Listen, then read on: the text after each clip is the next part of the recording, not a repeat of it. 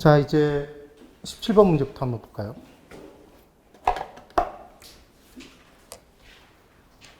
17번에 부동산의 위치에 관한 설명으로 옳지 않은 것을 골라보십시오. 이렇게 나왔습니다. 절대적 위치와 상대적 위치 둘로 쪼개진다는 게 기억나시면 돼요. 그래서 1번, 절대적 위치와 상대적 위치로 구분, 상대적 위치가 더 중요하다. 맞죠? 근데 주의하실 건 절대적 위치는 부동산의 가치에 아무런 영향을 끼치지 않는다 그러면 걔는 X라고요. 영향을 끼치죠? 절대적 위치도. 근데 뭐가 더 많은 영향을 끼친다? 상대적 위치. 얘 끊임없이 변화한다? 장기적 예측 필요하다. 2번. 특정 목적물에 도달하는 데까지 심리적, 시간적, 경제적 부담의 크기를 접근성이라고 하고. 단순히 실제 거리를 따지는 게 아니에요. 접근성이 좋을수록 대상 부동산의 위치 가치는 높게 평가된다. 일반적으로 접근성이 높은 부동산의 가치가 높죠? 그 내용이 되는 겁니다. 그런데 이때 주의하실 건 이걸 한번 볼까요? 거리와 접근성은 정확히 같은 개념인가요? 이게 정확히 같은 개념이 아니에요. 그래서 거리는 가깝지만 접근성이 떨어질 수도 있다. 그 대표적인 예를 한번 들어 드릴게요. 여기에 가게가 있습니다. 여기에 갑이 있어요. 갑. 도로가 있는데 얘가 직선거리로 얼마냐면 30m래요. 30m. 근데 도저히 무단횡단을 할 수가 없어요. 그래서 이 가게를 가려면 횡단보도를 찾아가야 되는데 여기 보도가 1km 떨어진 곳에 있대요.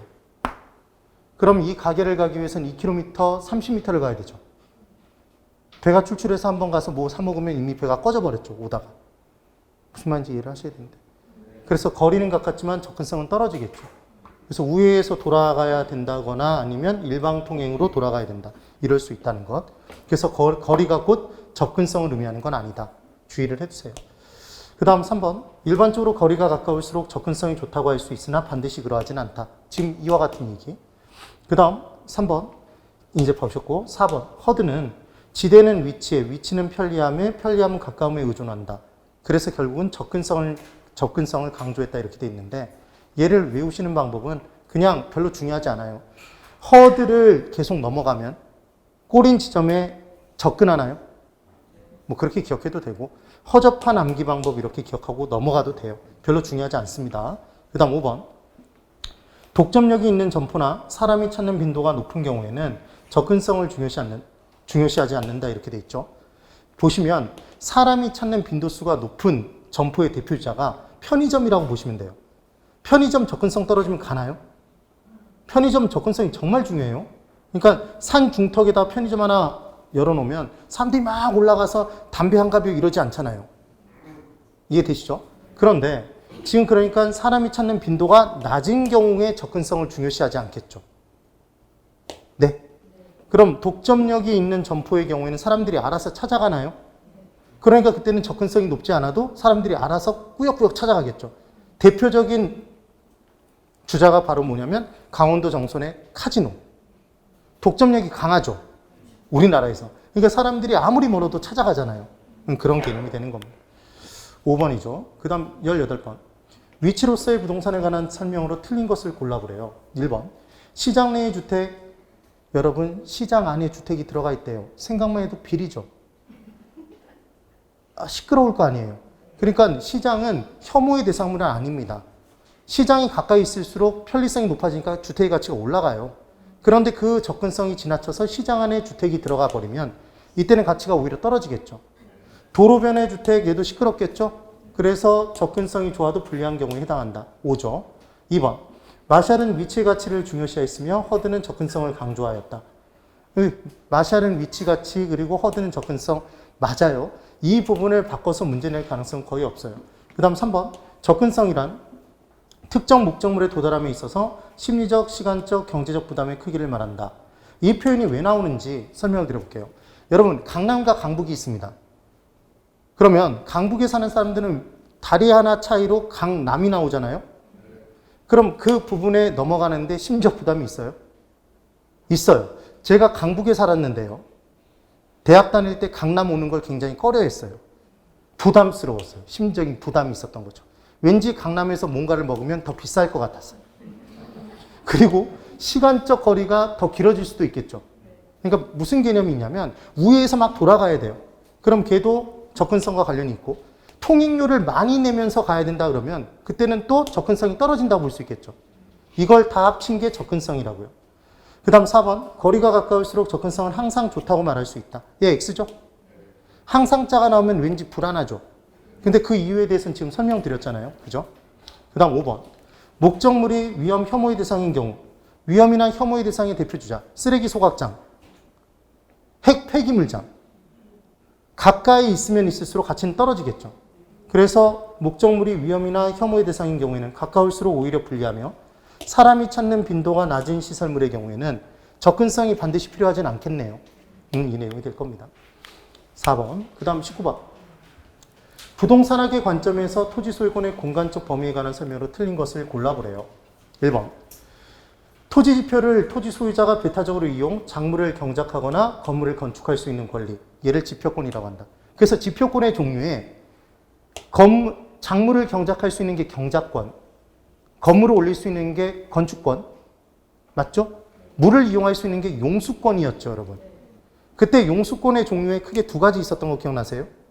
선용주의와 유역주의. 선용주의는 먼저 온 사람이 먼저 다 쓰고 남는 게 있으면 나머지 사람이 쓰는 것. 그때는 물이 귀한 지역, 물이 흔한 지역?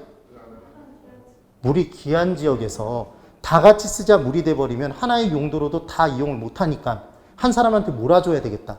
근데 아무에게나 몰아주면 안 되니까 먼저 온 사람에게 몰아준 거죠. 그게 선용주의의 개념이었어요. 그래서 선용주의는 건조지역에서 채택하는 물에 관한 권리. 근데 우리나라는 유엔이 정한 물 부족 국가이긴 하지만 그래도 물이 많다 적다? 많으니까 다 같이 쓰자 물. 그래서 유역지 소유권자라 할지라도 물이 흘러가는 곳 바로 옆에 있는 소유권자라 할지라도 그 물을 자기 혼자만 오용 남용할 수는 없죠. 다 같이 쓰자 물이 되니까. 그 내용 정도를 기억하시면 됩니다. 그 다음 2번. 토지 소유자가 공중공간을 타인의 방해 없이 일정한 고도까지 포괄적으로 이용할 수 있는 것. 공중권. 3번. 토지 지하에 관한 권리 중에 하나인 광업권은 토지 소유자의 권리로 인정된다. 틀렸죠, 여러분? 지금 미채굴된 광물은 깊이파에 나오기 때문에 토지 소유권에 포함된다, 포함되지 않는다? 포함되지 않는다고 그랬죠. 이게 실제로 시험에 한 3번 나왔었어요. 주의를 꼭 해두셔야 됩니다. 그 다음 4번. 토지 소유자가 지하 공간에서 어떤 이익을 얻거나 지하 공간을 이용할 수 있는 권리, 지하권. 5번. 국가가 사유지 지하의 일부를 사용하기 위해서 지하철 뚫게 되면 사유지의 지하 일정 구분층을 이용해야 되잖아요. 그래서 나온 개념이 뭐라고 보면 된다? 구분지상권이었죠. 구분지상권. 그래서 주의하실 건 구분지상권은 지하권과도 관련이 있고 공중공간도 관련이 있었죠. 공중공간과도. 이 내용. 그 다음 20번. 토지 소유권의 공간적 범위에 관한 설명으로 틀린 것을 골라보래요. 다른 내용 다 똑같아요. 그래서 1번. 토지 소유권 정당한 범위, 상하, 제한적 권리 맞고요. 그 다음 2번. 민법 규정에 의하면 토지 소유자는 광업법에서 열거하는 미채굴 광물에 대한 권리를 갖는다. 또 틀렸죠? 계속 얘를 연습시키는 거예요. 그 다음 3번. 항공기 이착륙권이나 전파권 등은 높이 올라가는 거였죠? 그래서 공적 공중공간이었어요. 그 다음 4번. 공중권이란 소유권자가 토지 구역상의 공중공간, 타인에게 방해받지 않고 정당한 이익이 있는 범위 내에서 이용. 아까도 똑같은 표현이죠. 5번. 오늘날 일조권이나 조망권 등의 침해를 이유로 법적 분쟁이 빈번히 발생하는 이유는 공간에 대한 권리의식이 확산된 결과로 볼 수 있다. 볼 수 있어요. 그런데 얘가 또 이렇게 소송이 많이 이루어지는 이유가 이것 정확하게 몇 미터까지 인정된다가 명확하게 나와 있지 않잖아요. 그래서 구체적이다, 두리뭉실하다? 두리뭉실하죠, 지금. 그래서 구체적이다 그러면 무조건 X라고요. 그 다음 21번. 토지 소유권의 공간적 범위에 관한 설명 옳지 않은 것. 자, 이제 1번. 구분지상권, 개발권 이전제, 용적률 인센티브 제도는 지하 공간을 활용하는 방안에 해당한다 이렇게 돼 있죠. 그러니까 이 부분에서 문제 나올 때 공중공간인지 지하 공간인지 지표 공간인지를 문제를 함정팔 수 있다고요. 그럼 아까 개발권 용적률이었던 거 기억나세요? 용적률이죠. 그럼 얘들 다 공중공간이죠? 구분지상권도 지하 공간 플러스 공중공간이죠. 맞아요? 그러니까 얘들은 다 공중공간의 이용 방안에 해당한다 그러면 5죠. 공중공간이라고 그러면. 근데 지금 뭐라고 그랬어요? 지하 공간이라고 그랬잖아요. 지하 공간에 해당하는 건 얘밖에 없죠, 지금. 구분지상권밖에. 그래서 1번이 틀린 걸 체크를 해주시면 됩니다. 됐죠? 그 다음 2번. 개발권 이전제는 토지 소유권으로부터 개발권을 분리하여 양도함으로써. 그래서 개발권만 양도제였죠. 토지 소유권과 일체로 넘기는 거 절대로 아니에요. 규제로 인해 발생하는 우발적인 손실을 개발 가능 지역 내에서 개발권 사들인 사람이 더 높이 올림에 따라 발생하는 우발적인 이익으로서 보상케 해주는 제도. 이게 개발권 양도제였습니다. 우리나라에서 시행하지 않는다. 그 다음 3번. 토지 소유자 이 부분 다 봤고, 그 다음 4번도 5번도 다 봤던 내용들이죠. 5번 한번 읽어볼까요? 5번에 토지 소유자가 토지 지표를 배타적으로 이용할 수 있는 지표권에는 건물 지을 수 있는 건축권, 작물 키울 수 있는 경작권, 물 쓸 수 있는 용수권 등이 있다. 우리나라는 민법상 무슨 주의를 채택하고 있다? 유역주의. 다 같이 쓰자, 물. 그 다음 22번. 공간으로서의 부동산에 관한 설명으로 틀린 것을 골라보랍니다. 1번. 현행 지적도는 토지의 경계를 입체적으로 표현하지 못하고 있다. 우리 지적도 띄워보면 평면적으로 이루어져 있지 입체적으로 보이는 거 아니잖아요. 예. 그래서 1번 O. 그 다음 2번. 공간으로서의 토지는 지표뿐만 아니라 지하와 공중을 포함하는 입체 공간 맞고요. 그 다음 3번. 공중공간의 활용 방안 중 개발권 이전제는 개발 제한으로 인해 발생하는 우발 손실을 정부가 보상하는 제도라고 나왔죠. 이거 정부가 보상하는 제도 아니었죠? 네. 그래서 X인 겁니다. 이제 탁탁 보이세요? 이 개념이 정확히 보이셔야 되는 거예요. 그 다음 4번. 똑같은 문장인데 이번에는 어떻게 표현했나 보세요. 지하에 밀착된 광물 자원은 광업권의 객체로. 여기까지 맞죠? 토지 소유권의 효력이 미치지 못하죠? 깊이 파여 나오니까 토지 소유권 범위가 포함되지 않는다. 그 다음 5번. 한계 심도는 보상금이 나오는 한계가 되는 깊이였죠. 그래서 한계 심도보다 더 깊은 곳을 클 때자를 써서 대심도 구간. 그럼 대심도 구간의 이용에는 보상을 기본적으로 해줄 필요 없지만 일부 보상이 되는 경우도 있어요. 일단 보상금이 나가는 한계가 되는 깊이를 뭐라고 한다? 한계 심도라고 한다. 그래서 한계 심도란 지하시설물 설치로 인한 보상의 기준이 되는 깊이를 의미하며 공익사업이라 할지라도 지하철 뚫더라도 한계 심도를 침해하는 경우에는 보상의 대상이 된다? 됩니다. 그럼 이 한계 심도의 범위는 조례로 정해져 있을까요? 네, 지방자치단체 조례로 정해져 있어요. 근데 이 한계 심도의 범위가 조례로 몇 미터까지라고 정해져 있다고 해도 이게 사적 지하권의 범위가 구체적으로 정해진 것이라고 얘기하면 안 된다고요. 되셨죠? 네. 그 다음 23번. 공간으로서의 부동산에 관한 설명으로 틀린 것을 골라보래요. 지금 다 우리가 내용들을 봤기 때문에 이제 3번을 보시면 공법상 규제의 강화, 개발 가능 지역, 지가의 상승 및 개발권에 대한 전환율이 큰 경우 개발권 양도제의 유용성이 커진다 이렇게 돼 있죠.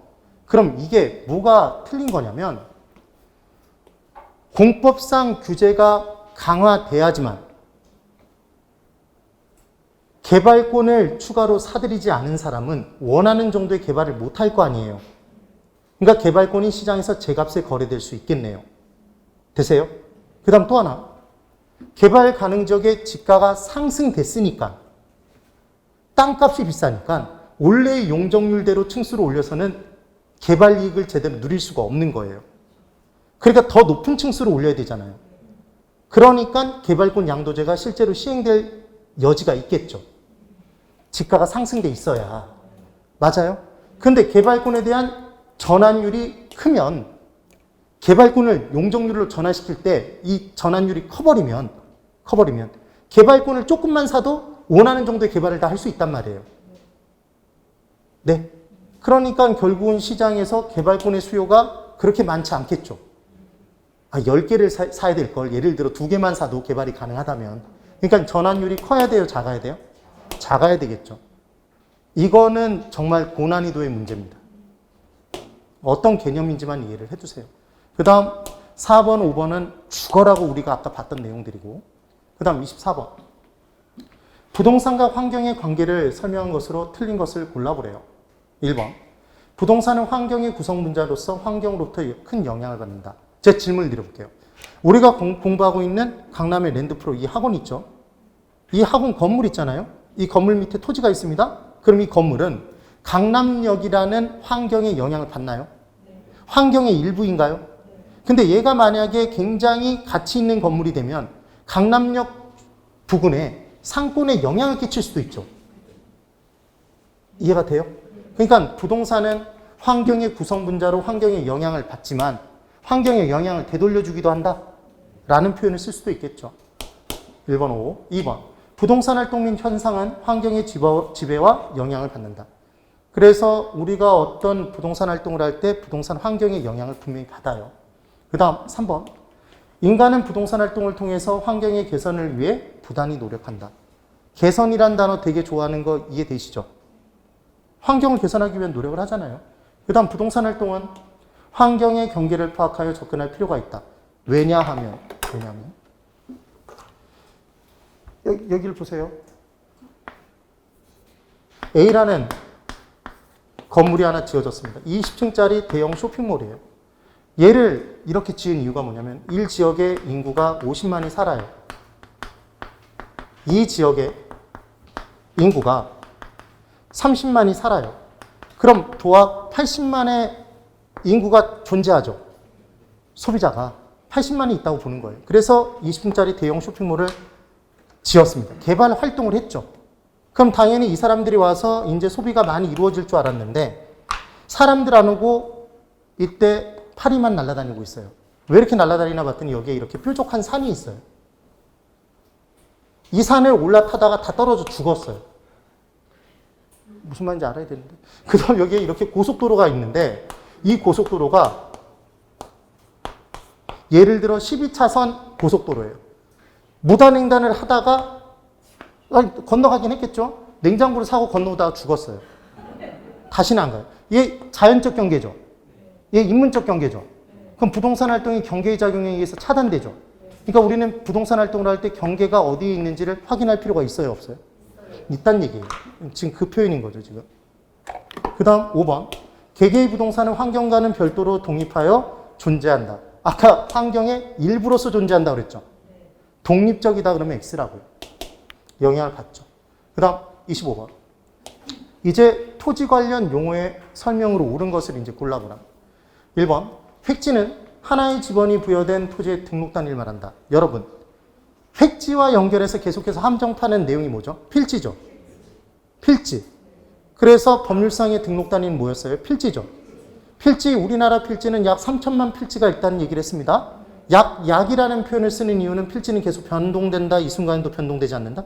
이 순간에도 변동되고 있다. 필지가 합병되는 걸 합필. 필지가 분할되는 게 분필.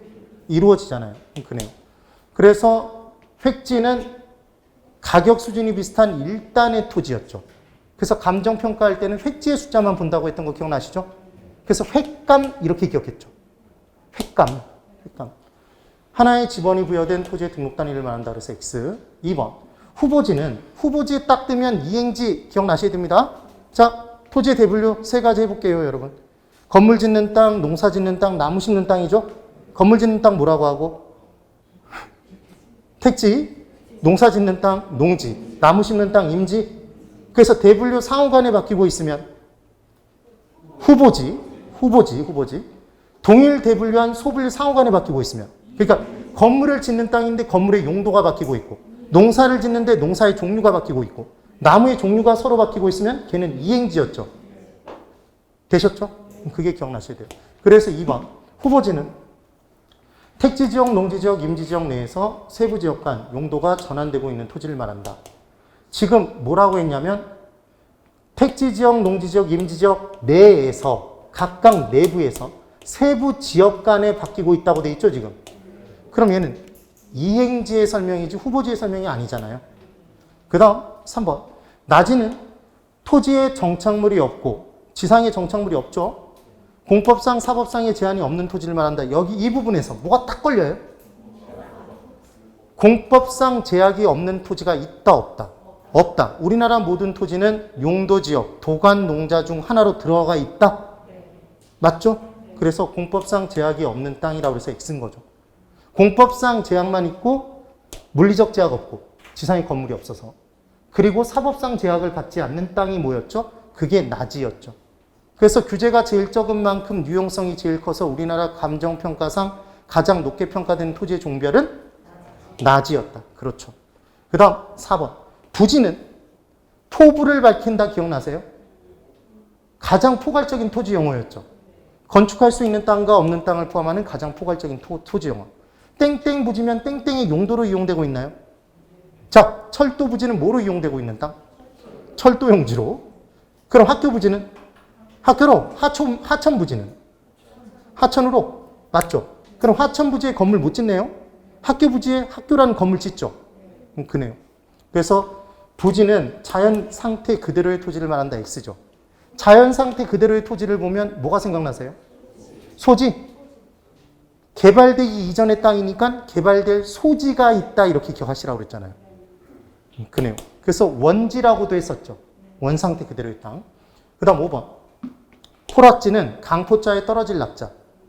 그래서 지적공부에 등록된 토지가 물에 침식되어 수면 밑으로 잠긴 토지. 하천, 바다 등으로 바뀐 토지. 이게 바로 토락지였죠. 토락지. 그 다음 26번. 옳지 않은 것을 골라보랍니다. 부동산의 분류. 1번. 국토의 계획 및 이용에 관한 법률상 용도지역은 용도지역인지 용도지구인지 정확히 구분하면서 문제 푸세요. 용도지역은 학교라고 했죠. 학교는 동시에 여러 고등학교를 동시에 다닐 수 없다고 그랬죠. 중복 지정 불가능해요. 근데 용도지구는 학교를 다니다가 학업 성적이 부족해서 추가로 다니는 거잖아요. 그렇기 때문에 영어학원도 수학학원도 동시에 여러 곳을 다닐 수 있죠. 그래서 용도지구는 중복 지정이 가능하다. 그리고 용도지역에 용도지구를 중첩 적용할 수 있었죠. 위에 더 씌우는 것. 주의를 해주시라는 얘기를 했어요. 그래서 1번. 국토의 계획 및 이용에 관한 법률상 용도지역은 하나의 필지에 중복 지정할 수 없는 반면 여기까지 맞죠? 용도구역이나 용도지구는 중첩하여 지정할 수 있다. 맞죠? 지금 구역과 용도지구는 중첩 지정 가능하잖아요. 그 다음 2번. 택지란 주거용, 상업용, 공업용지, 주상공으로 이용되고 있거나 그러한 목적으로 조성된 토지를 말한다. 맞아요. 질문. 이렇게 문제가 바뀐 만나보세요. 택지란 주거용, 상업용 건물이 지어져 있는 땅만을 의미한다. X예요. 왜냐하면 택지 조성 공사를 한다고 하면 농지 임지였던 걸 택지로 조성하죠. 성토 작업 등을 해서 택지로 조성하잖아요. 그럼 주상공을 지을 수 있는 땅이 된 상태. 그 상태도 택지라고 하죠. 아직 주거용 건물, 상업용, 공업용 건물을 짓기 전에도. 지어진 다음에도 택지죠. 아니, 지금 지어진 다음에도 택지잖아요. 무슨 말을 한 거냐면 이 둘의 차이를 기억하시라는 얘기예요. 택지가 있습니다. 자, 잘 보세요. 택지인데 건물을 지을 수 있는 땅인데 얘가 건물이 없어요. 얘를 뭐라고 해요? 낮이죠. 네? 그럼 택지에 건물이 지어져 있어요. 얘 뭐라고 해요? 건부지죠. 네? 그럼 건부지에서 건폐율 등에 의해서 비워둘 수밖에 없는 땅이 있어요. 얘를 뭐라고 해요? 공지라고 하죠. 공지는 공한지하고 비교하시라고 그랬죠. 공한지는 공한계 더붙기를 기대하는 땅. 투기 목적에 일부러 방치된 토지. 개념이 완전히 다르다고 했습니다. 되시죠? 그럼 질문. 건부지는 지상에 뭐가 있는 땅이에요? 건물이 지어져 있는 땅이 건부지지 지어질 수 있는 땅을 건부지라고 안 한다고요. 지을 수 있는데 아직 안 지었으면 낮이라고요. 됐죠? 그런데 토지가 있어요. 주상공을 지을 수 있는 땅은 뭐라고 하죠? 택지죠. 얘 주상공 지을 수 있으면 택지인 거예요. 아직 지어져 있지 않아도. 지어져 있어도 택지죠. 이 둘의 차이가 뭔지, 뭘 강조하려고 하는지 이해가 되세요? 네? 건부지는 건물이 지어져 있을 때만 건부지인 거고, 건물이 위에 있는 땅을 건부지라고 하는 거고, 택지는 건물이 있든 없든 건물을 지을 수 있는 땅을 택지라고 한다는 얘기죠, 지금. 그 차이인 거예요. 그래서 2번에 택지란 주상공 용도로 이용되고 있거나 그러한 목적으로 조성된 토지를 말한다. 5가 되는 거죠. 택지 조성사업 기억하세요. 그 다음 3번 토락지란 등기 능력이 없는 바다와 육지 사이의 해변 토지를 말한다. 여러분 바다와 육지 사이의 해변 토지 이게 뭐였죠? 빈지죠. 바닷가 토지. 바닷가 빈지. 그 다음 4번 소지란 대지 등으로 개발되기 이전에 자연 상태로서의 토지를 말한다. 5인가요? 5죠. 그 다음 5번 필지란 등기 등록의 단위가 되는 토지로서 법률적 개념의 토지인 반면에 획지는 가격 수준이 비슷한 일단의 토지, 부동산 활동 및 현상의 단위가 되는 경제적 개념의 토지가 된다. 맞죠? 그래서 지금 틀린 건 몇 번이에요? 3번. 아까 얘는 뭐였죠? 빈지였죠. 토락지가 아니라. 그러니까 토락지가 나오기 위해서 무너져 내렸다라는 것. 바다가 됐다, 하천으로 바뀌었다 이런 표현이 나와야 토락지라고요. 기억해 두시기 바랍니다. 그 다음 27번. 토지에 관한 설명으로 옳은 것은 몇 개입니까? 이렇게 문제가 나왔죠. 몇 개입니까가 가장 사람을 잡는 거죠. 그럼 볼까요? 기억. 건부지는 지상의 건축물 등이 있는 토지로서 맞아요? 네. 지상 건축물이 토지 가치에 영향을 주지 않는다. 영향을 주나요? 영향 주죠, 당연히. 그래서 최고 유한용이 되고 있으면 가치가 높아지고 최고 유한용이 되고 있지 않으면 건부 감가를 해서 가치가 더 낮아지죠. 그네요. 그래서 기억 X 그으셔야죠. 기억은 X예요. 기억이 X입니다. 그 다음 니은 맹지는 토지의 어느 한 측면도 공도에 접한 면이 없는 토지로서 도로를 못 보고 있는 땅이 맹지죠. 그래서 맹지는 약점이 있습니다. 그 상태 그대로는 건축할 수가 없죠. 유용성이 떨어져서 맹지의 가치는 일반적으로 낮아요. 그래요. 그래서 건축법상 건축이 허용되지 않음이 원칙이다. 5인가요? 5죠. 5. 그 다음 디귿. 후보지는 용도지역 상호 간의 용도 전환 중의 토지로서 반드시 지목의 변경을 초래하진 않는다. 여러분 용도지역 상호간이면 주상공 상호간 맞아요? 아니 지금 주상공 상호간이 아니라 이 부분에 대분류로 변하고 있다는 것까지 맞죠 여기? 그런데 크게 바뀔 때는 지목이 변경된다 변경되지 않는다? 반드시 토지의 지목이 변경된다고 그랬죠. 크게 바뀔 때는. 후보지는 지목 변경이 반드시 이루어져요. 그런데 이행지 작게 바뀔 때는 바뀔 때도 있고 바뀌지 않을 때도 있다. 대표 주자. 여기 보세요. 주거용지가 상업용지로 바뀌고 있습니다. 그럼 얘 지목이 뭐죠? 되죠? 얘 지목 되죠? 지목 변경 없죠? 그럼 얘는 상업 이행지죠 지금?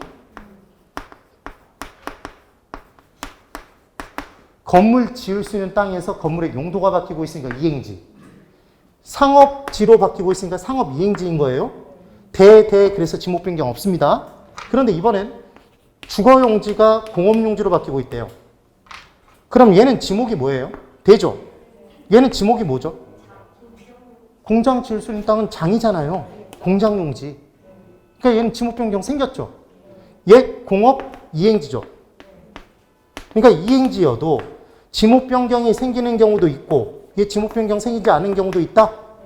그래서 작게 바뀔 때는 지목 변경이 생길 수도 있고 생기지 않을 때도 있고 크게 바뀔 때는 지목 변경이 반드시 된다.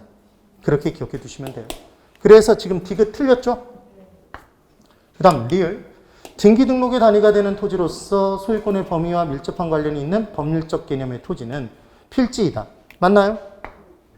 등기 등록의 단위. 네, 법률적 개념. 필지가 맞죠. 그 다음 미음. 등기 능력이 없는 토지, 법적 소유권은 인정되지 않으나 사용에 실익이 있는 토지. 여러분 기본적으로 법과 실익이 일반적인 토지는 다 있죠. 그런데 둘 다 있는 게 아니라 하나만 있는 땅들이 있었어요. 그때 법만 있고 실익이 없는 땅을 뭐라고 했죠? 법지였고 법으로 소유할 수 없지만 실익이 있는 땅을 얘를 빈지라고 했었죠. 이것만. 그래서 법지의 대표주자는 경사면의 토지. 집안의 고저가 다른 경사면의 토지였죠. 이네요. 그래서 지금 등기 능력이 없는 토지로서 법적 소유권 인정되지 않은 실익이 있으면 빈지. 맞네요. 맞아요. 그 다음 이제 미음. 등기 능력이 없는 토지. 지금 여기까지 본 거죠? 미음까지. 그 다음 비음만 보면 공간 정보의 구축 및 관리 등에 관한 법률상 지목이 대인 토지에는 주거용지, 상업용지가 포함된다. 지목돼. 주상 포함되죠. 뭐는 빠져요? 공장 빠졌죠. 공장의 지목은 공장용지라는 지목이 별도로 있으니까. 그네요. 그래서 지금 몇 개가 맞죠? 지금 동그라미 몇 개 쳐놨어요, 제가? 4개 쳐놨죠, 4개. 4개죠, 4개. 됐죠? 네. 실제로 이런 문제가 나오면 먼저 푼다, 뒤로 돌린다. 이게 무조건 뒤로 돌리세요. 이 중에 하나만 헷갈려도 못 풀어요. 그 다음 28번. 토지의 분류에 관한 설명으로 옳지 않은 것을 골라보랍니다. 1번. 공지란 공법상 규제로 인해 한 필지 내에서 건축하지 못하고 비어있는 토지를 말한다. 맞죠? 공지. 아까 봤던 거. 2번. 맹지. 공도의 접선면을 갖지 못하는 토지. 요역지, 승역지의 개념 도출과 관련이 있다. 이 부분까지 기억하실 필요는 없죠? 네. 되셨어요? 그 다음 3번. 택지란 건축의 용도로 제공되거나 될 수 있는 토지로서 주상공 포함한다. 5. 4번. 후보지. 동일한 용도 지역 내에서 용도 전환 중인 토지. 그럼 얘는 동일 대분류한 소분류 상호 간에 바뀌고 있는 토지다. 지금 그 얘기인 거죠? 네. 그래서 얘는 무엇의 설명이니까? 이행지의 설명인 거죠. 그래서 X가 되는 거죠. 뒤에 반드시 지목 변경이 된다는 건 맞고. 그 다음 5번. 부지란 일정한 용도로 제공되고 있는 바다 토지. 그래서 땡땡 토지의 땡땡이 용도를 얘기하더라. 건축 용지와 비건축 용지. 건축할 수 있는 땅과 건축할 수 없는 땅을 둘 다 포함하는 가장 포괄적인 토지 용어였다. 포부를 밝힌다. 이렇게 외우시라는 얘기했죠. 그 다음 29번. 토지의 이용 목적과 활동에 따른 토지 관련 용어. 옳은 것을 골라보래요. 자, 기출문제. 1번. 부지는 건부지 중 건물을 제외하고 남은 부분의 토지. 이미 틀렸죠? 얘는 공지죠? 공지. X. 2번. 대지는 공간정보의 구축 및 관리 등에 관한 법령과 부동산 등기 법령에서 정한 하나의 등록 단위. 하나의 등록 단위는 뭐죠? 필지. 3번. 과거에는 소유권이 인정되는 전답 등이었으나 집안이 절도. 무너져 내렸네요. 포락지. 근데 빈지. X. 4번. 소유권이 인정되지 않는 바다와 육지 사이의 해변 토지. 그럼 얘는 빈지네요. 포락지라고 해서 3, 4번이 바뀌어 있죠, 지금. 그 다음 5번. 소지는 대지 등으로 개발되기 이전에 자연 상태 그대로의 토지. 그러니까 개발될 소지가 있다. 아직 개발되지 않았으니까 개발될 소지가 있다. 이렇게 기억하시면 된다고 그랬죠. 소지. 이 소자가 힐소자잖아요. 힐소. 너 온통 머릿속이 하얘 그러면 여기다 칭찬이다? 여기다 머리가 텅 비었다는 얘기니까. 개발되기 전이란 얘기죠. 그 다음 30번. 토지 관련 용어의 설명으로 옳은 것을 모두 고른 것 이렇게 나왔네요. 자, 기억. 택지는 주상공의 용도로 이용되고 있거나 해당 용도로 이용할 목적으로 조성된 토지다. 5죠? 그럼 기억이 들어가 있는 애들 남겨두고 기억이 없는 애를 지우면 되겠네요. 3번과 4번을 지웁니다. 그 다음 니은. 획지는 용도상 불가분의 관계에 있는 2필지 이상의 일단의 토지를 말한다. 2필지 이상의 일단의 토지를 부르는 이름이 없어요. 획지는 가격 수준이 비슷한 일단의 토지라고 나와야 되는 거죠. 그러니까 지금 니은 틀렸네요. 그럼 니은 틀린 순간 니은이 들어가 있는 애들을 지워버리면 되죠. 네.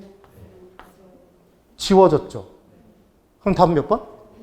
1번. 하나밖에 없다고요. 실제로 기출문제는 이런 식이에요. 왜냐하면 이런 문제를 했을 때 출제위원은 교수님은 강박관념에 시달린다고. 기본적으로 출제 의뢰를 받을 때 1분 안에 풀 수 있는 문제로 내라고 출제 의뢰가 나온다고요. 근데 물어보고 싶은 건 많아. 그러면 이런 문제를 풀 때도 아까처럼 이렇게 지울 수 있는 문제의 형태를 낸다고요. 보기가. 그럼 바로 두 번만 나가봐도 답이 1번이라는 걸 알 수 있는 거죠. 그럼 이제 디귿. 표본지는 지가의 공시를 위해 가치 형성 요인이 같거나 유사하다고 인정되는 일단의 토지 중에서 선정한 토지를 말한다. 여러분, 표준이 되는 땅이 뭐였죠? 표준이 되는 땅.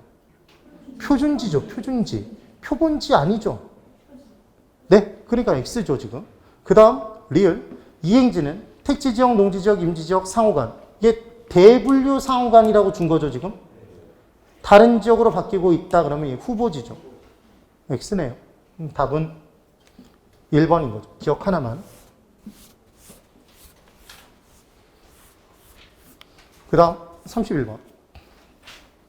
다음 중 공간정보의 구축 및 관리 등에 관한 법률상 지목에 해당하는 것을 골라보래요. 2차까지 공부하시는 분들은 그래서 좀 유리하긴 한 거죠. 제가 전에 수업을 진행할 때 지목을 쫙 깔아놓고 공부하는 방법을 설명드린 적이 있었어요. 있었죠? 그래서 제방은 방파제, 방사제 등, 방조제 등 다 합쳐서 모두 제자를 써서 제방이었죠. 제방이라는 지목 있죠, 여러분? 근데 저수지는 들어본 것 같은데 저수지라는 지목이 없었죠. 물을 유지, 저장한다? 그래서 물을 유지, 저장하는 건 유지였죠. 그게 외우는 방법.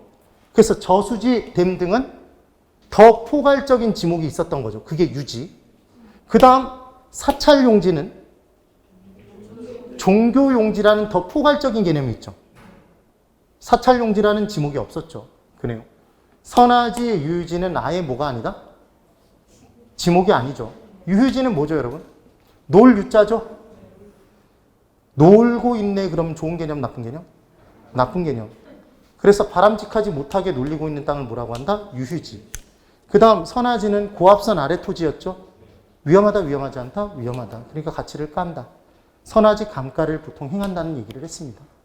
그 다음 32번. 부동산 활동에 따른 토지 분류, 지적공부에 등록된. 자, 보세요. 지적공부에 등록된 토지가 물에 침식, 떨어져 내린 거죠. 수면 밑으로 잠겼대요. 뭐죠? 포락지. 이렇게 대놓고 문제가 나왔던 건 포락지하고 맹지밖에 없어요. 고르는 문제로는 다른 내용들도 나오는데 이렇게 나왔던 내용은 맹지 아니면 포락지였어요. 이제까지. 시험 문제. 그랬던 이유는 딱 하나예요. 실제 우리가 공인중개사가 돼서 맹지나 포락지를 일반 토지처럼 중개하면 엄청난 중개사고다. 그렇죠. 근데 유휴지 개념을 알아서 중개한다 뭐 이런 개념 없다고요. 그래서 얘는 대놓고 문제를 냈던 거죠. 그 다음 33번. 괄호에 들어갈 내용으로 옳은 것을 골라보랍니다. 토지의 건물이나 그 밖의 정착물이 없고 지상권 등 토지의 사용 수익을 제한하는 사법상 권리가 설정되어 있지 않대요. 낮이죠, 여러분? 그럼 낮이 아닌 둘을 지웁니다. 4번, 5번을 지웠어요. 4번, 5번 지웠죠. 그 다음 주거용지, 상업용지, 공업용지 등으로 용도로 이용되고 있거나 이용 목적으로 조성된 토지는 택지죠. 택지가 아닌 애들을 또 지워요. 그럼 얘가 지워졌네요. 그 다음 용도지역 상호간에 다른 지역으로 바뀐대요. 그럼 대분류 상호간에 바뀌고 있죠. 이거 뭐예요? 후보지죠. 후보지가 아닌 걸 지우면 되네요. 그럼 2번까지 지워서 답은 3번이겠죠. 그리고 D, 용도지역 내에서 용도지역 변경이 이루어지고 있대요. 그 지역 내에서. 소분류를 이렇게 표현하기도 한 거죠, 지금. 그럼 얘는 이행지죠, 이행지. 되셨습니까? 자, 그런데 이 문제를 풀 때 하나도 몰라요. 이 문제를 풀 때 이렇게 하나도 모르겠어, 진짜로. 그러면 아무거나 찍는다, 찍는 방법이 있다. 찍는 방법이 있죠. 어느 정도 찍는 방법이 있겠죠. 그때 이 문제를 낸 출제위원은 이 문제를 내면서 이 네 가지를 다 아는 사람이 맞히기를 바랬을 거 아니에요. A만 아는 사람이 이 문제를 정답을 체크하기를 원치 않는다고요. 그럼 A의 답은 뭐니까? 낮이니까 낮이가 더 많은 숫자가 있다? 있죠. 그럼 소수를 죽이면 돼요. 끝을 가서 D 부분의 답이 뭔데? 이행지죠. D 부분의 답은 이행지잖아요. 그럼 이행지라는 걸 아는 사람, 이행지, D가 이행지라는 것만 아는 사람이 이 문제 정답을 풀면 안 되죠. 출제자가 생각했을 때는. 그러니까 D부분에 이행지가 많겠죠. 많죠. 그러니까 이행지가 아닌 걸 죽이면 되죠. 그럼 몇 번하고 몇 번만 살아요? 1번하고 3번. 이때는 신의 가호를 빌어야죠. 이래놓고 1번 찍으면 결과는 똑같죠. 틀렸다는 결과는. 지금 20% 확률을 50% 확률로 올려드렸는데도 불구하고 아무런 느낌이 없죠, 지금. 놀라운 일입니다. 그 다음 34번. 제가 실제로 시험 문제 풀 때, 공법 같은 거 풀 때 이런 식으로 풀었다니까요. 풀려요, 여러분. 토지의 분류에 관한 설명으로 옳은 것을 모두 고른 것, 이렇게 나왔습니다. 기억. 낮이는 필지 중 건축물을 제외하고 남은 토지를 말한다. 틀렸죠? 이게 공지죠? 공지. 그럼 기억이 있는 애를 지워버리면 되겠네요? 기억을 지워요. 그럼 두 개밖에 없잖아요, 지금. 그럼 이때는 니은만 보면 되겠네요? 그래서 니은이 만약에 5면 얘가 답이고, 니은이 X면 얘가 답이네요? 맞죠? 니은 들어갑니다. 부지는 일정한 용도로 제공되고 있는 바닥 토지, 하천, 도로 등의 바닥 토지에 사용되는 포괄적 용어. 맞죠? 그러니까 답은 4번이죠. 이 내용들 우리 다 봤죠, 여러분? 그때 미음만. 후보지는 인위적, 행정적, 자연적 조건에 따라 다른 토지와 구별되는 것으로 가격 수준이 비슷한 일단의 토지를 말한다. 맞네요? 맞아요? 틀렸죠? 지금 뭐의 설명이에요? 획지지, 획지. 후보지, 이행지 나오면 무조건 전환. 바뀌어지는 게 나와야 된다는 걸 꼭 기억하세요. 되셨나요? 꼭 정리해 두시면 됩니다. 푸실 수 있겠죠? 그 다음 35번. 다음 중 옳은 것은 모두 몇 개입니까? 이렇게 나왔네요. 기억. 공지는, 자, 이제 이 문제가 아까 옳은 것을 고르는 문제와 몇 개입니까는 난이도가 달라진다고 그랬죠. 그래도 토지 관련 이 부분은 우리가 어느 정도 다 풀 수 있으니까 한번 풀어보자고요.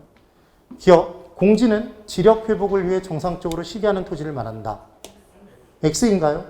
정상적으로 휴식을 취하고 있는 땅은 휴한지죠. 그렇죠. 휴식을 취하고 있는 땅은 휴한지. 그러니까 기억은 X예요. 그 다음 니은. 맹지는 타인의 토지에 둘러싸여 도로에 접하고 있지 않는 토지. 맞죠? 디귿. 획지는 하나의 지번을 가진 토지의 등기단위 X죠. 얘는 필지죠. 후보지는 임지지역, 농지지역, 택지지역 상호 간의 다른 지역으로 전환되고 있는 토지. 얘 크게 바뀌고 있죠? 후보지 맞죠? 네. 그 다음 미음.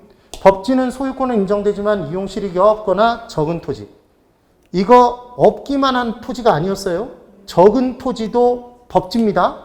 자, 보실까요? A 토지가 있고 B 토지가 있어요. 경사면이 이와 같이 있습니다. 여기다가 뭔 짓도 못하겠죠. 그렇죠. 그런데 얘가 경사면이 만약에 이 정도로 있다고 볼까요? 그럼 이때는 뭐는 조금 할 수 있을 것 같잖아요. 근데 이용실익이 거의 없죠. 얘도 법지고 아까도 법지죠. 그러니까 이용실익이 없거나 적은 토지. 적은 토지라는 표현이 왜 들어갔는지를 아시면 돼요. 네. 그래서 지금 미음도 5죠? 몇 개가 맞죠, 지금? 3개. 예, 3개입니다. 이렇게 문제를 풀어주시면 돼요. 그 다음 36번. 건부지와 낮이의 특성에 관한 설명으로 틀린 것을 골라보랍니다. 1번. 낮이란 지상에 건물, 기타 정착물이 없는 토지이다. 이렇게 나왔네요. 맞죠, 여러분? 그 다음 2번. 낮이는 지상권 등 토지의 사용 수익을 제한하는 사법상 권리가 설정되어 있지 않은 토지. 맞죠? 아까 이거 둘을 쪼개놓은 거죠, 지금. 네. 그 다음 3번. 건부지 가격은 건부감가에 의해 낮이 가격보다 높게 평가된다. 말도 안 되죠. 감가는 뭐예요? 가치를 감한 거잖아요. 그럼 낮이 가격에서 건부지 가격, 건부감가 뺐으면, 가격을 감했으면 더 낮아지죠. 근데 높게 평가된다 그러니까 X네요. 3번이 틀렸죠. 그 다음 4번. 건부지는 지상에 있는 건물에 의해 사용 수익이 제한되는 경우가 있다. 5죠. 5. 그 다음 5번. 건부지는 건물 등이 부지의 최유용에 적합하지 못하는 경우 낮에 비해 최유용의 기대 가능성이 낮아서 건부감가를 하는 거죠. 여기서 질문. 건부 진가를 하는 경우를 좀 외워두시라고 했었는데 기억나세요? 건부 진가를 하는 경우를 좀 기억해 두시라고 그랬습니다.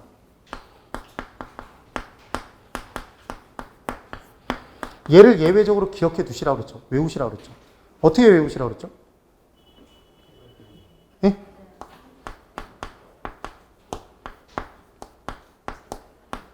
재택근무 제한 조치가 강화되고 있다? 어떻게 외우라고 말씀드렸던 거냐면 이렇게 말씀드렸잖아요. 코로나 시대가 됨에 따라 재택근무가 많아졌는데 재택근무를 시켜놨더니 사장님이 봤더니 직원들이 집에서 일을 제대로 안 하는 거예요. 그래서 재택근무를 제한하는 조치를 강화하고 있었던 거죠. 이게 뭐다? 건부진가에 외우는 방법이라고 그랬어요. 그래서 재개발, 택지 예정지구, 개발 제한구역, 건폐율 용적률 강화 조치가 이루어지면 걔는 건부 진가를 예외적으로 행한다고 그랬죠. 이것만 그냥 적어 놓으라니까. 재개발, 그 다음 택지 예정지구, 개발 제한구역, 용적률, 건폐율 강화 조치가 전부 다 이루어지면 건부 진가를 한다고요. 제발 이걸 하나하나 다 이해하려고 그러면 이것만 이해하는데 20분, 30분 걸려요, 진짜로. 그럴 필요가 없다는 얘기예요. 그래서 결론. 건부지는 일반적으로 지상에 있는 건물에 의해서 이용이 제한당하는 만큼 건부 강가를 행하는 게 일반적이다. 맞아요. 근데 이미 최고 유효한용이 되고 있으면 건부 강가 행하지 않죠. 그럼 나지 가격과 건부지 가격이 같아질 때도 있어요. 근데 예외적으로 건부 진가가 있을 수도 있다고 그랬죠. 그 예외적인 경우를 기억해 두시라고요. 예외적인 경우만. 그 다음 37번. 이용 상태에 따른 토지 용어의 설명으로 틀린 것을 이제 골라보랍니다. 뭐 다른 내용들 다 봤던 내용이고. 자, 볼까요? 2번 부분에 아까 설명드렸는데 선화지는 고압선 아래의 토지로 이용 및 거래의 제한을 받는 경우가 많다. 위험할 테니까. 그 다음 5번. 빈지는 물에 의한 침식으로 인해 수면 아래로 잠겼대요. 물에 떨어졌죠. 토락지잖아요. 그래서 5번이 틀렸네요. 그 다음 38번. 토지의 용어에 관한 설명으로 틀린 것을 이제 골라보랍니다. 다 똑같아요. 근데 이제 볼게요. 1번. 건부지는 1번 지문이 정확히 읽히나 보세요. 건부지는 일반적으로 나지 가치보다 낮게 평가되나 건부 감가가 행해지니까 개발 제한 구역 내의 건부지, 토지 보상 구역 내의 건부지, 토지 보상이 이루어진 게 개발 제한, 지금 재개발되는 거잖아요, 여러분. 공법상 규제가 강화되는 경우 되세요? 건부 증가가 발생하는 거 맞아요? 맞죠? 이해되셨어요, 지금? 그 개념을 잡아내는 거예요. 그 다음 2번. 나지란 지상의 계량물이 없고 지상권 등 토지의 사용 수익을 제한하는 사법상 권리가 설정되어 있지 아니한 토지 맞네요. 3번. 맹지란 사방이 다른 토지에 에워싸여 공도에 접속된 면이 없는 토지로서 원칙적으로 건축허가 받을 수 없는 거 맞고 다 똑같은 표현들이죠. 아까 봤던 거. 그 다음 4번. 용도지역 상호간의 용도 전환된 토지는 후보지이며 자, 핵심 단어. 용도 전환된 토지라고 돼 있죠. 대통령 선거 기간 중에는 대통령 후보라고 부르지만 대통령이 된 다음에 대통령 보고 대통령 후보님이라고 부르면 한 대 맞는다? 대통령이 된다고 그랬잖아요. 네. 이해가 되시죠? 그러니까 지금 용도 전환 중인 토지여야죠. 전환된 다음엔 전환된 놈을 불러줘야 된다. 다시 지금 들으시면서 잘 바로 느낌이 안 꽂히시는 분들이 있어서 여기 보실까요? 농지에서 택지로 전환 중입니다. 그럼 대분류 상호간에 바뀌어지고 있잖아요. 그러니까 얘는 택지 후보지죠. 맞아요. 그런데 농지에서 택지로 전환이 끝났어요. 택지가 됐어요. 용도 전환이 됐습니다. 전환이 돼버렸어요. 그럼 얘는 택지죠. 택지 후보지가 아니라고요. 전환 중과 전환 되니 이렇게 차이가 있다는 걸 기억해 두시면 된다는 얘기. 그 다음 39번. 토지의 용어에 관한 설명으로 틀린 것을 골라보랍니다. 1번. 용도의 다양성과 시장성의 차이로 인해 건부지는 일반적으로 나지 평가액을 상한으로 한다. 나지 가격보다 좀 더 낮죠, 건부지 가격이? 지가 높아봤자 낮이 가격이 상한가로 작용한다고요. 지금 그 얘기입니다. 그 다음 2번. 대란, 지목이 대인 토지로서 건축법상 대지와 항상 일치하진 않는다 이렇게 돼 있죠. 그러면 얘가 뭐냐면 건축법상 대지는 주상공이에요. 주상공을 지을 수 있는 땅. 근데 지목의 대는 주상이죠. 그러니까 일치하지 않죠. 그 범위가. 그 다음 공한지란 택지용의 최원방권의 토지를 말한다. 얘 보세요. 공한지가 나오면 공한계죠. 투기 목적에 일부러 방치둔 토지라고 나와야 맞는 문장이죠. 그럼 택지용의 최원방권, 가장 먼 권역의 토지가 뭐였죠? 한계지, 한계지. 택지로 이용되는 택지의 끝, 한계지였죠. 그래서 한계지는 택지니까 도심 택지 가격과 연결돼서 움직인다? 인근 농지 가격과는 관련이 없었죠. 왜냐하면 용도가 다르니까. 근데 한계지가 교통발달 등에 따라 연장될 수도 있었죠. 그래서 한계지 바로 밖에 농지를 감정평가할 때는 다른 농지보다, 저 멀리 떨어진 농지보다 가격을 높게 평가한다. 택지 후보지로서의 가능성이 검토를 해서 그 내용이었던 게 기억나시면 됩니다. 그래서 3번이 틀렸어요. 그 다음 여기 보실까요? 4번을 어떻게 표현했나 보세요. 4번. 법질안 윗집과 아랫집 사이. 지금 위에 있는 집과 아랫집 사이의 경사진 부분의 토지. 맞죠? 법적으로 소유권이 인정되나 실질적인 이익은 없거나 적은 토지를 말한다. 이런 표현을 쓸 수도 있다고요. 5번. 필지가 법률상의 단위 개념. 획지는 토지용을 상정하여 구획하는 개념. 경제적 부동산학적인 단위 개념이 된다. 5가 된다고요. 그 다음 40번. 토지의 분류에 관한 설명으로 옳은 것을 골라보랍니다. 자, 1번 보실까요? 여러 개의 필지가 하나의 획지가 됐어요. 여러분 감정평가를 할 때는 획지의 숫자만 보라고 그랬죠? 그럼 하나의 획지면 가격 수준이 하나잖아요. 그럼 서로 동일한 가격 수준 하나를 구분해서 평가할까요? 일괄해서 평가할까요? 일괄평가죠. 근데 하나의 필지가 여러 개의 획지로 구분되면 가격 수준이 여러 개잖아요? 그럼 구분해야죠. 맞아요. 네. 그 다음 2번. 이행질환, 부동산의 용도적 지역인 택지지역, 농지지역, 임지지역 상호 간에 전환되고 있대요. 틀렸죠? 예, 후보지의 설명입니다. 그러니까 이 안에서 바뀌고 있는 건지 상호간 바뀌고 있는 건지를 꼭 기억하세요. 그 다음 3번. 유휴질환, 지력 회복 등의 이유로 쉬고 있는 토지. 휴한지죠. 이미 지금 옳은 것은 1번이죠, 여러분. 그 다음 4번. 나질환, 물리적 제한은 물론이고 또 틀렸네요. 공사법상 제약. 또 틀렸죠. 공법상 제약은 다 받는다. 다 받는다. 그 다음 대지. 얘 오디자 들어간 거 보세요, 여러분. 오디자죠? 한자가. 옷을 크게 입으면 너 오늘 뭐 뒤집어 쓴 것 같다? 자루. 자루형 모양의 택지를 얘를 대지라고 했었죠. 그래서 좁은 통로에 의해 공도의 접속면을 갖는 토지, 건축허가를 받을 수 없는 토지다 돼 있는데 얘 건축허가 받기 위해서 좁은 통로로 도로에 접하는 면을 만들었던 거죠. 맹지를 이용하기 위해서 나왔던 개념이 실은 대지였잖아요. 이게 틀린 거네요. 건축허가 받을 수 있죠. 그 다음 41번. 토지의 분류에 관한 설명으로 틀린 것을 골라보랍니다. 그러면 뭐 이 내용들은 다 우리가 지금 본 내용이에요. 실제로 단 하나의 지문도 안 본 게 없어요. 그 다음 5번. 필지란 가격 수준이 동일 또는 유사한 일단의 토지. 이미 틀렸네요. 더 이상 낼 게 없어. 낼 게 없어요. 이거 획지잖아요, 획지. 그래서 5번이 답입니다. 42번. 토지 분류에 관한 설명 틀린 것을 골라보래요. 똑같아요. 그래서 지금 4번을 보시면 법지는 활용 실익은 있으나 등기 능력이 없는 토지다. 그럼 얘는 반대죠. 얘는 빈지잖아요. 이런 식으로 계속 문제를 내요. 계속. 그 다음 5번. 한계지는 택지 이용에 있어서 최원방권에 있는 토지다. 5예요. 그런데 제가 이렇게 바꾸면 이 문장이 5가 되는지 X가 되는지 대답해 보세요.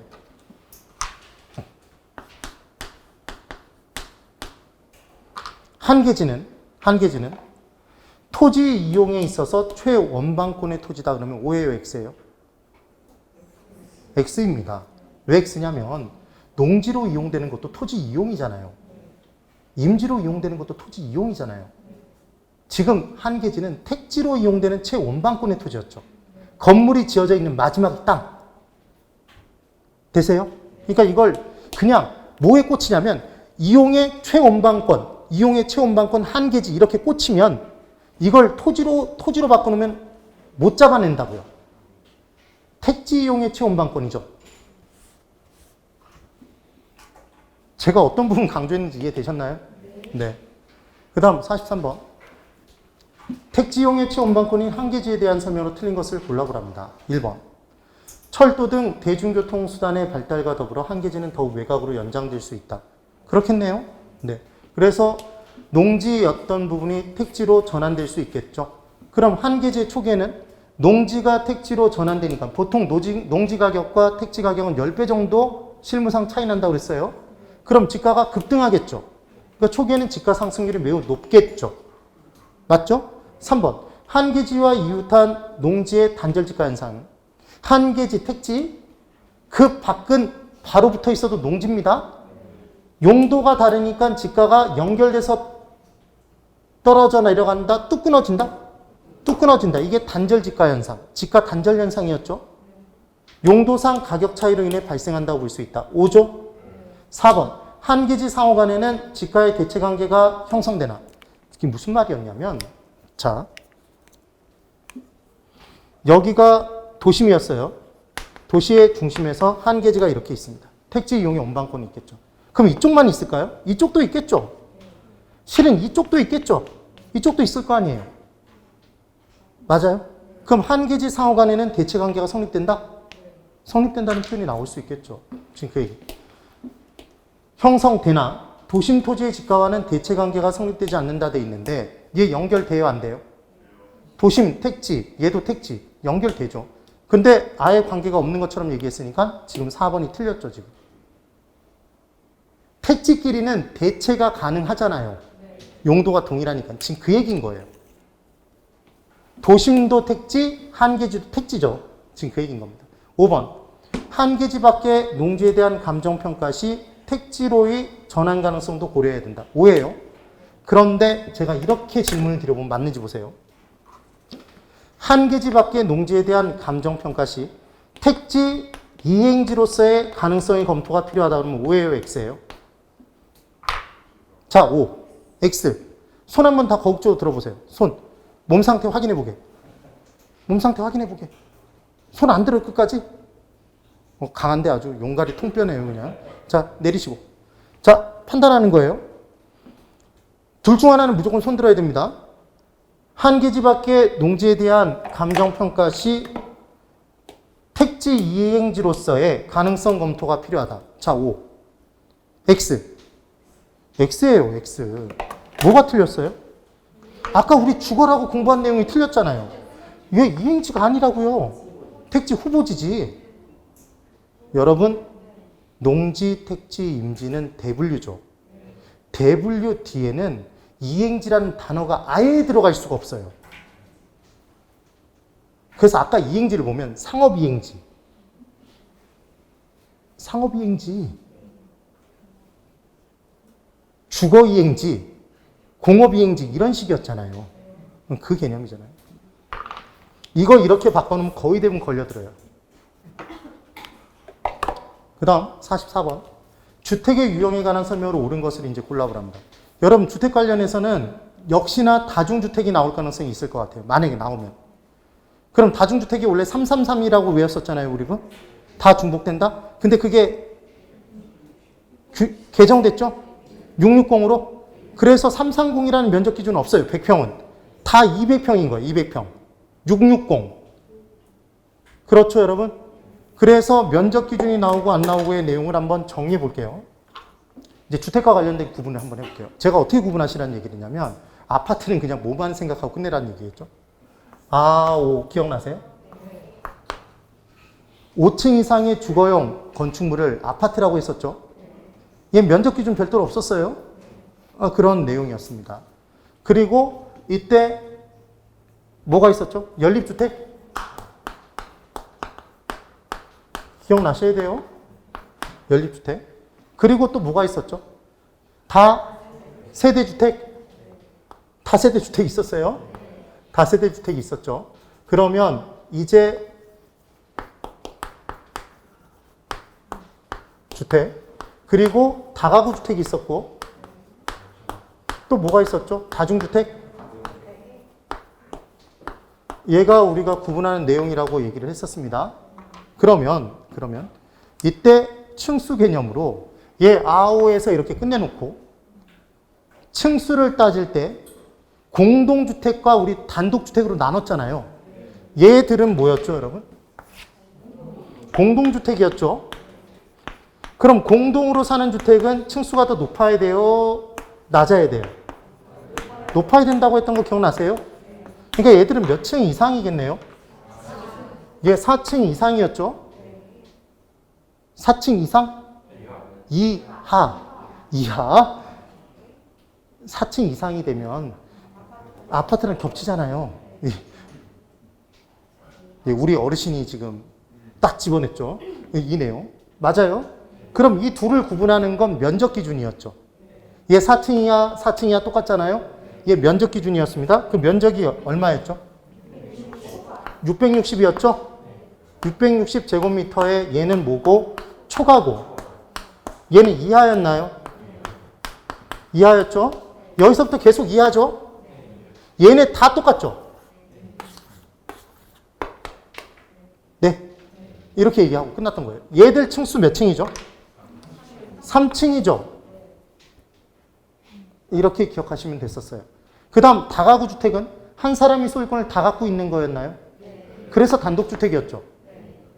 다세대 주택은 얘는 공동주택으로 빠졌던 이유 기억하셔야 돼요. 이 정도 개념. 그런데 이제 얘가 660으로 바뀌어버렸기 때문에 이 둘의 구분 기준의 가장 중요한 포인트는 뭐예요?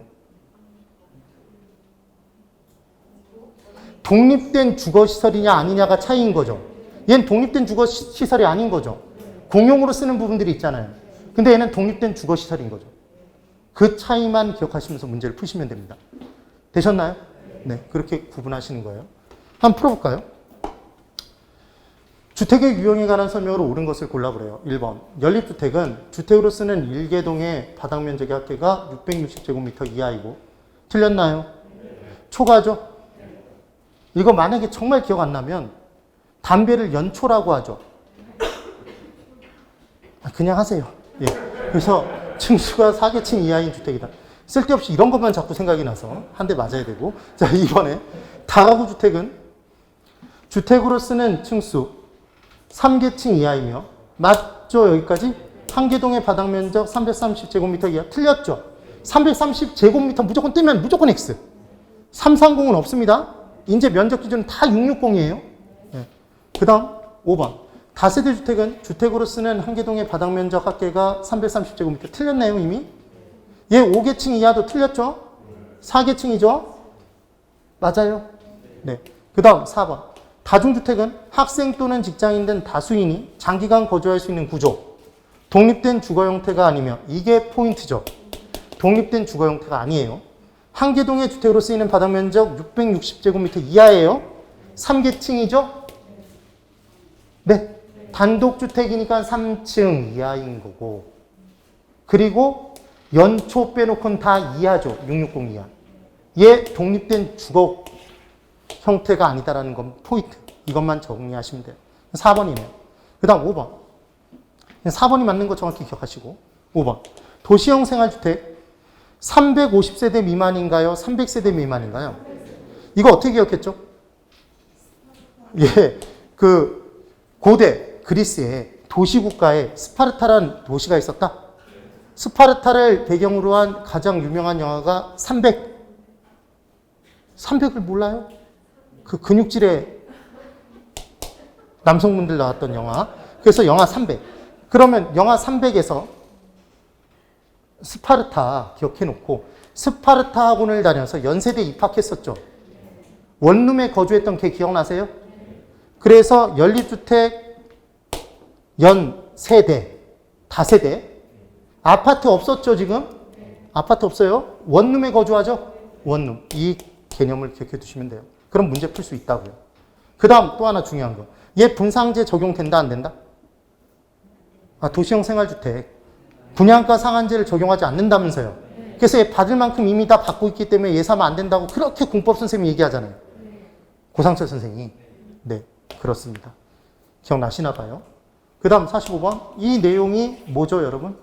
여기서 중요한 포인트는 여기까지 다 봤어요. 660 3계층 이하 이걸 딱 보는 순간 둘로 좁혀졌어요. 다가구 아니면 다중주택인데 여기 독립된 주거 형태를 갖추지 아니한 것 이렇게 나왔죠. 그러니까 얘는 다중주택이죠. 되십니까?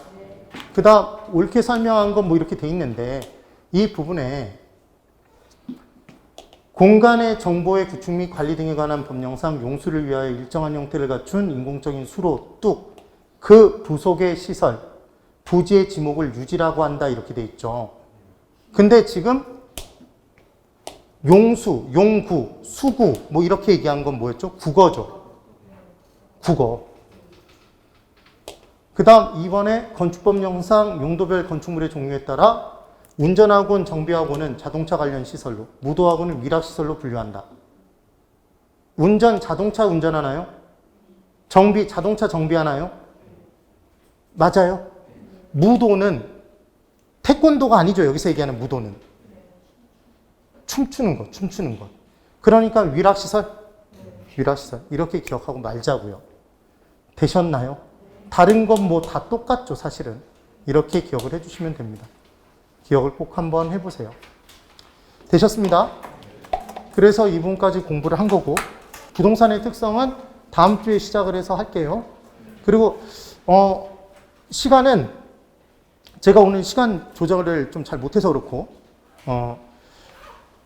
원래 총론 부분의 시간이 제일 많이 걸리긴 합니다. 왜냐하면 총론은 뒤에 나오는 내용과 자꾸 연결이 되니까 제가 한마디씩 던지면 시간이 이렇게 좀 늘어나요. 그래서 다음 주에 경제론까지 다 풀어갖고 오세요. 경제론까지 다 나갈 예정입니다. 그래서 다음 주까지만 2시까지 할게요. 그리고 그 다음부터는 아무리 길어도 1시간 반을 넘기지 않도록 하겠습니다. 교실을 3교시로 하고. 되셨죠? 네, 다음 주까지만 좀 고생해 주세요. 네, 오늘 여기까지 진행하도록 하겠습니다. 대단히 수고 많으셨습니다. 네.